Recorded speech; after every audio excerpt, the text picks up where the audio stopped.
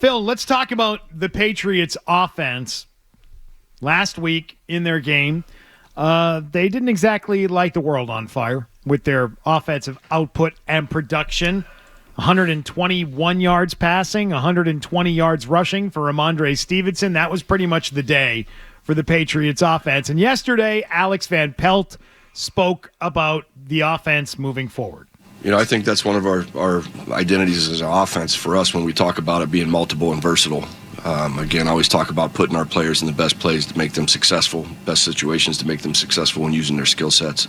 I've told the guys in the room we might run it 40 times this week and throw it 40 times the next week based on the defense. So I'm very confident in our group. I think our skill group is a talented group. We don't have any huge names outside at receiver, but we got a bunch of guys that make good football plays. So I feel real confident in those guys.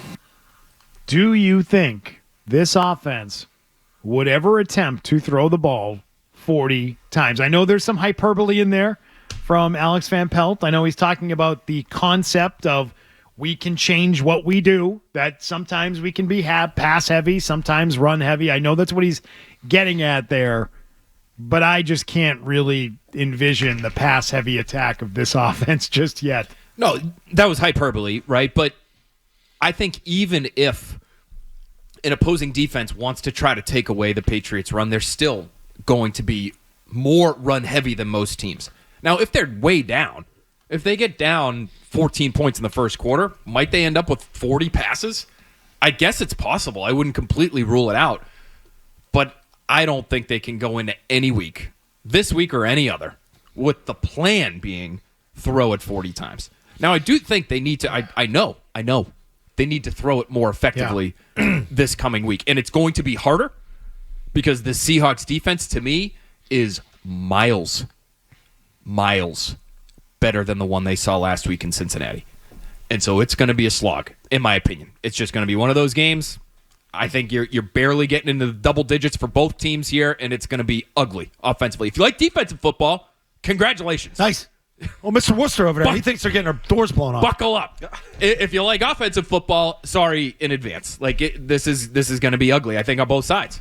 So you can go into the week with whatever kind of plan you want. They do have to throw it more effectively than they did last week. To me, that starts with Pop Douglas. He had 3 targets, 2 catches. Well, I think they did want to get it to more, and I think the message coming out, and I've heard this multiple times from different people, we had some chances at some plays, and we had some guys open. Now, is that off the Jacoby runs, where pressure came and it broke down a little bit on that left side? Did he go to the wrong spot with the ball, maybe on another throw? But I think he's going to get more this week, Pop, because I think I didn't see the all-22, so I didn't look at it after the fact, but they saw something. Did they offensively, coaches and players, that maybe there's more out there? The first problem is you've got to protect Jacoby Brissett long enough to be able to find those open receivers, and that was an issue last week. Again, against a pass rush that has a great player in Trey Hendrickson, this Seahawks defense, in terms of what they have across the board up front, is way better than what the Bengals have. They've got a young pass rusher that everybody's going to know his name by the end of this game, I think, because he's going to be a mismatch. Especially if he ends up aligning on left tackle, and it's Boye Mafe, who's an unbelievable athlete out of Minnesota. They drafted him a couple years ago. He's raw. He was living in the Broncos' backfield last week. 9 pressures, had a sack, just wrecked the game defensively. And he's somebody who's athletic enough at 260 pounds, 6'4", where you can move him all over the formation. That's what Mike McDonald will do. So they have talented pieces. Leonard Williams still playing at a high level on the interior for them defensively. They just drafted a kid, Byron Murphy, another talented interior defensive lineman. But Mike McDonald in this Ravens scheme, they're going to throw a lot at the Patriots offensive line, which cut loose a couple of free rushers last week, and Jacoby Brissett had people on him immediately.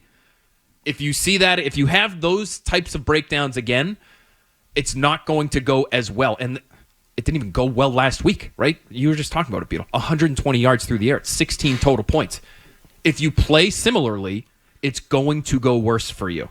So where are those answers? They're not going to be on the outside because the cornerback group is way better this week too in Seattle. It might be on the interior. It might be guys like Pop Douglas and Hunter Henry. Even on a team with a good offensive line that can protect Jacoby Brissett is not your man to throw it 40 times. Alex Van Pelt, 30 games in his career in which he's had 35 or has had fewer than 35 attempts, I should say. He's 15-15 He's a 500 quarterback, 23 touchdowns, 8 picks. Not bad numbers, right? When it's 35 or more passing attempts for Jacoby Brissett in his career, he's 4-15. I believe it. With 25 touchdowns and 15 picks. Yeah. The more you want him throwing, the more you let him throw, the worse the result will be. My guess, though, is that those are games where he's already down. Because my guess is Fair. Jacoby Brissett has not entered a game as a starting quarterback in the NFL where the game plan is to chuck it. It's always going to be run the football, try to get a lead, and protect it. So the same point stands. He's not a guy you go into a game thinking we're going to go with this method. No, sir. And I wonder if what was happening yesterday with Alex Van Pelt was cleaning up the mess of Gerard Mayo from earlier in the week, which was, we're going to run it and we don't care if you know it.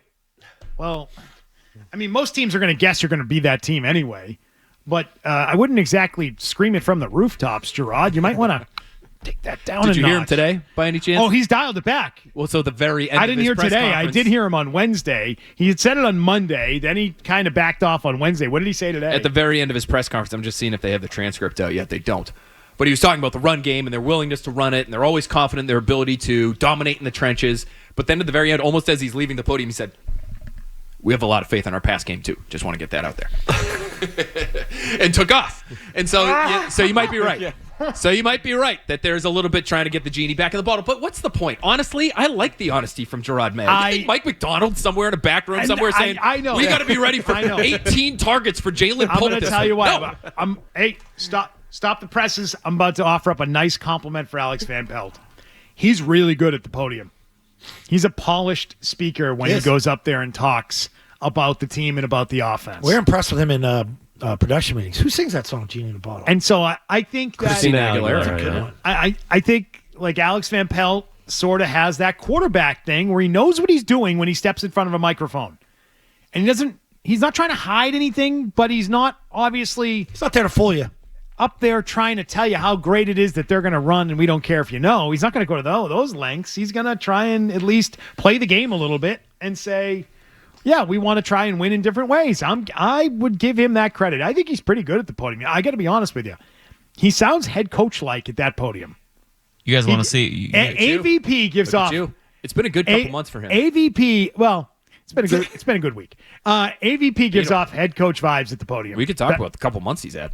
Did Drake May not develop from the beginning of camp to the end of camp? Imagine if he had actually played him in training camp, how much more he could have Okay, developed. is that his call?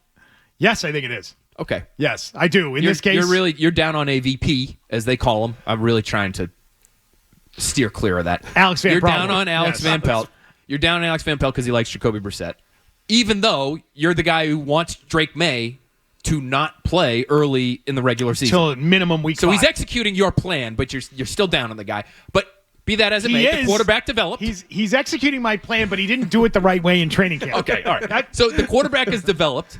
He's executing your plan. They had a good week 1 plan. The plan was good. The passing game That's wasn't ultra- great. No disagreement so far. And the Browns suck still without him. So that wasn't a him issue. At least it looks that way so far. So it's early, but it's been a good I don't couple really care months. about that. It's I been a good- haven't really talked much about the Browns with or Well, without but him. that was a big talking point when I he was know. hired. Was even the Cleveland Browns don't want him. Yeah. It's a he- fun now thing to he's your say. guy? Isn't that kind of fun to say? Come on, it's fun to say. But I'm just pointing out they still blow. He was also like the 12th guy on the list. They settled for him. That we can't deny that. It wasn't like No. they targeted Alex Van Pelt and wanted him. He wasn't top of the list. No, and I'm not saying that. But it's been a good. But he does. it's He been a gives good off some real head coach couple vibes months. at that podium. And I think he's going to have a plan. I think he will have it schemed up. I think he's going to have a plan for this Baltimore-style defense, which he's seen before being in the AFC North there. It's been a good couple of weeks for the man. I just don't He's know. if crushing it right now. It's just personnel. The personnel is going to be tough. For It him could all. to deal with It this is. year. And so you know what, Phil? To give him another point for AVP. I know you hate it. You're cringing. This weekend is going to be more about, as you said last night, more about the Jimmies and Joes than the X's and O's. Hey, if you like that clip, check out more videos from Zolak and Bertrand right here. For more Patriots analysis and opinion, hit this playlist. And for all the latest from the Sports Hub, download the app at 985thesportshub.com.